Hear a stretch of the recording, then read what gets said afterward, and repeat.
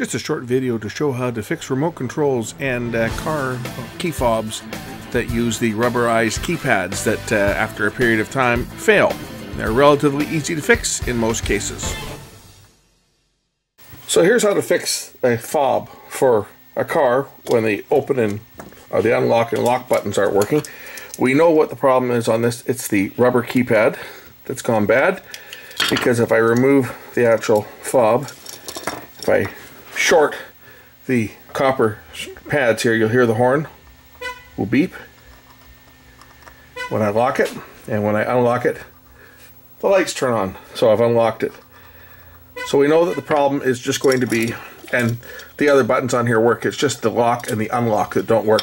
So it's going to be these two rubber pads that don't work, and we're going to repair it using some MG Chemical rubber keypad repair kit. The first step is to completely clean the rubber pad. So I'm just using some contact cleaner here to clean this.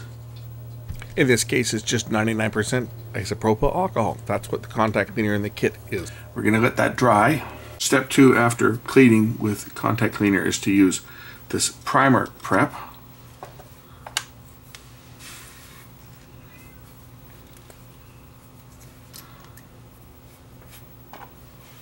So we're just going to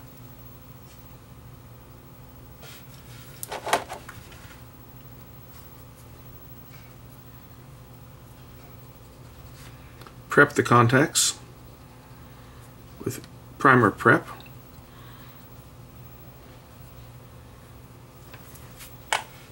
After cleaning it, getting all this gunge off of it, I think maybe there might be enough carbon left on here that I don't have to use the repair kit because my super glue is dry, so I have to get some more. I'm just going to put this thing together and just see whether it actually works now that I have just cleaned it, because that might be all it needs, was cleaning.